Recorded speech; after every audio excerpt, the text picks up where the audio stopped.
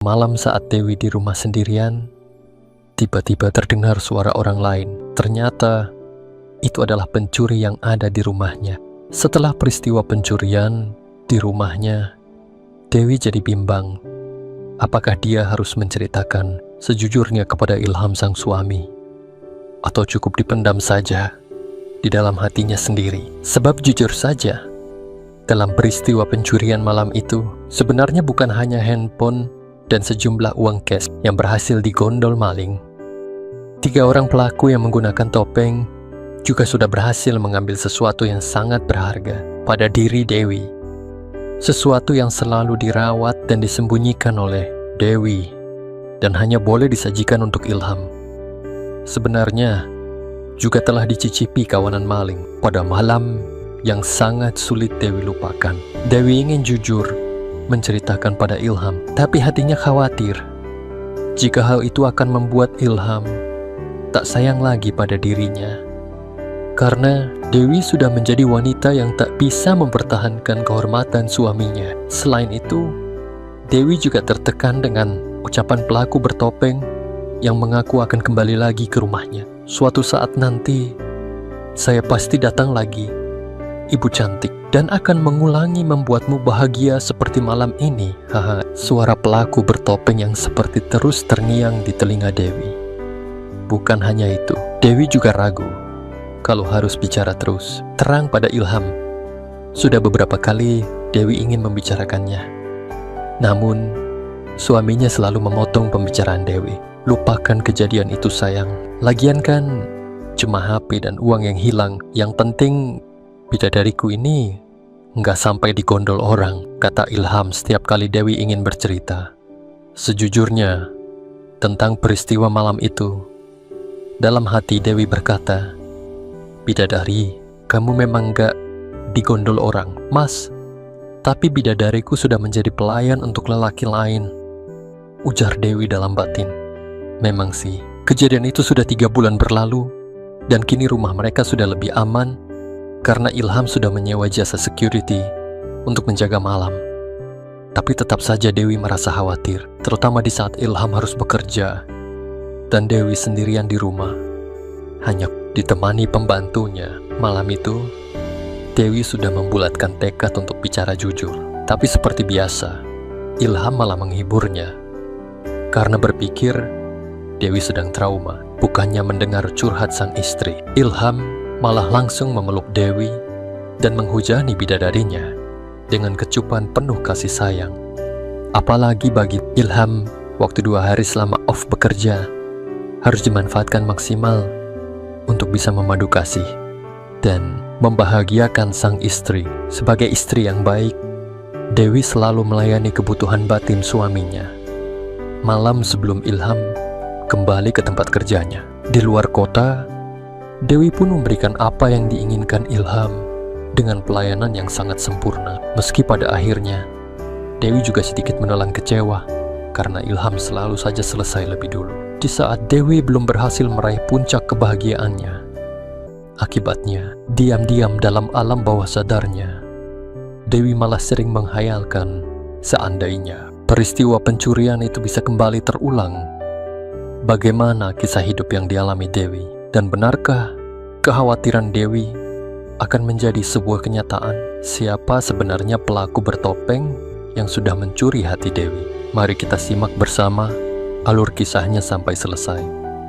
Jangan lupa like dan subscribe agar tidak tertinggal video selanjutnya di saluran Jejak Asmara Nyata Channel. Kawan, begini ceritanya.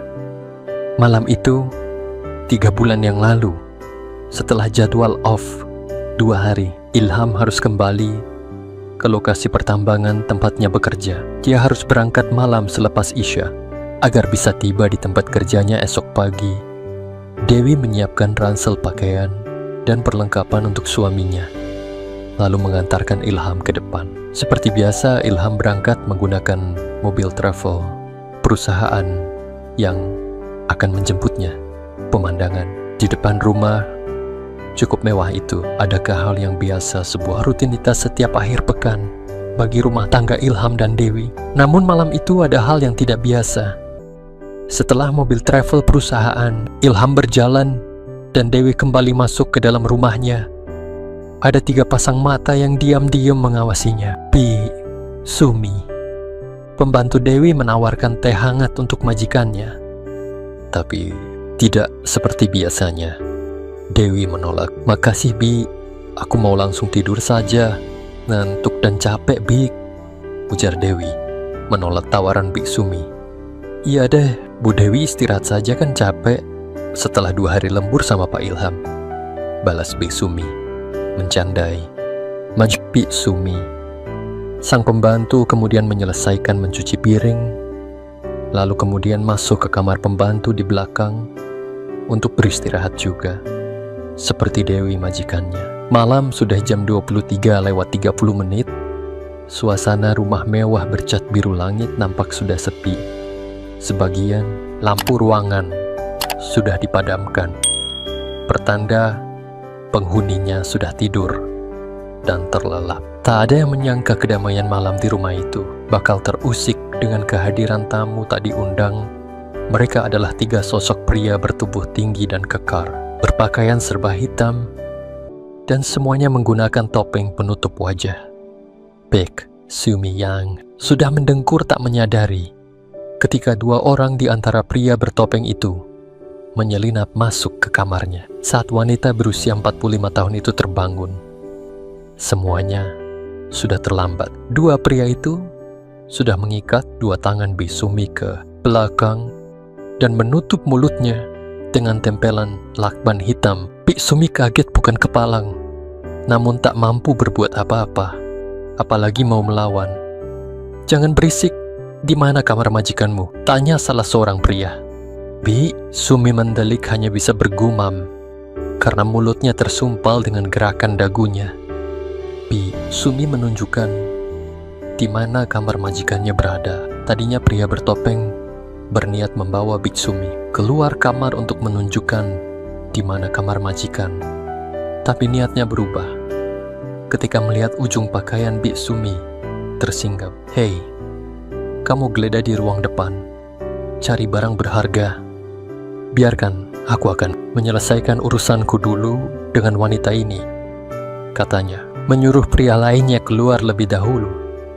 Bi Sumi tak mampu banyak bergerak, hanya duduk bersandar di kepala pembaringan dengan tangan terikat ke belakang. Pria itu menghampiri menatap Bi Sumi dengan penuh semangat.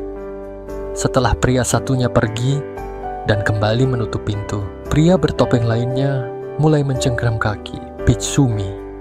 Matanya jelalatan memandangi kondisi wanita itu.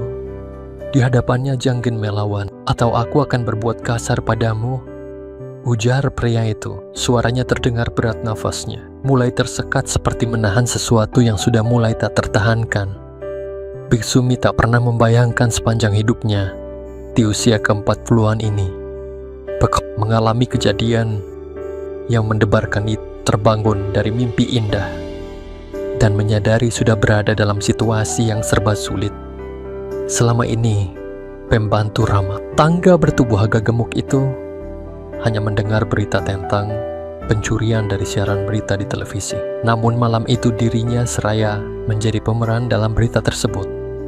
Bi Sumi bergidik ketika melihat sebilah pedang di tangan pria bertopeng. Dia sangat takut dan tertekan hatinya, berdoa agar dirinya tak dilukai dan bisa selamat dari peristiwa itu. "Gimana? Kamu setuju kan? Jangan teriak dan jangan melawan," tegasnya. Bi Sumi mulai panik, namun akhirnya menganggukkan kepala. Pertanda mulai pasrah pada nasib yang menimpanya. Lelaki itu terkekeh, kemudian tangannya menyambar lakban hitam di mulut Bi Sumi. Bi Sumi sedikit lega, bisa bernafas dengan normal, seperti sedia kala, meski tangannya tetap terikat. "Ampun, jangan sakiti saya, Pak. Tolong jangan sakiti," ujar Bi Sumi dengan suara bergetar penuh kekhawatiran. "Siapa yang akan menyakitimu? Justru aku akan membuatmu bahagia dan ketagihan sayang," balas pria bertopeng. Bi Sumi sebenarnya ingin membuka dialog dan mencoba berbicara dengan pria itu. Dia mau bilang, ambil saja semua harta majikannya, tapi tolong lepaskan dirinya dan majikannya. Tapi belum sempat Biksumi membuka obrolan, pria itu sudah menyumpal bibir Biksumi dengan penuh ambisi. Bukan dialog yang terbuka, kini kaki Biksumi yang malah menjadi sasaran oleh pria bertopeng. Pria bertopeng sudah terlanjur terbakar rasa ambisinya untuk melewati segala yang tersaji di depan mata. Tak butuh waktu lama. Brett, jangan please. Renjek Biksumi ketika menyadari apa yang akan segera menimpa dirinya. Sesti, diam. Awas, jangan melawan, tegas pria bertopeng. Sejenak ditatapnya wajah ketakutan Biksumi. Lalu pandangannya turun ke bawah dan menarik napas panjang. Biksumi hanya mampu terpejam dan merasakan sebuah pertarungan batin di hatinya. Sementara di ruang tamu, seorang pria lainnya sibuk mencari barang berharga di meja, di almari televisi, dan di balik guci hiasan. Aksi mereka harus dilakukan dengan segera sebelum ada yang mengetahuinya.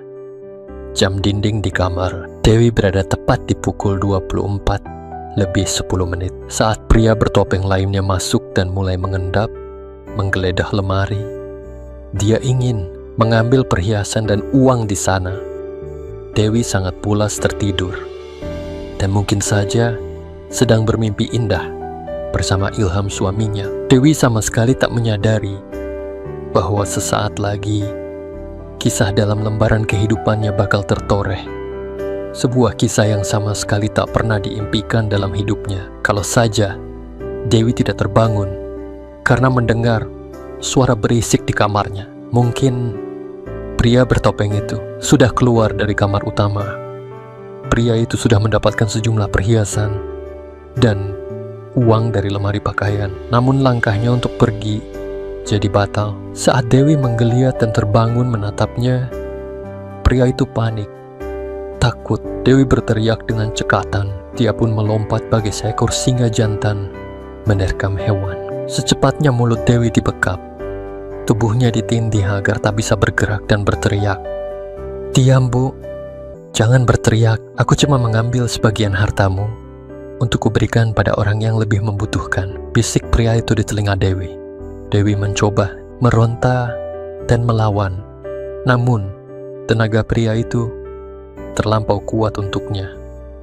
Hanya sampai di sana saja cerita yang Dewi sampaikan ke Ilham, suaminya.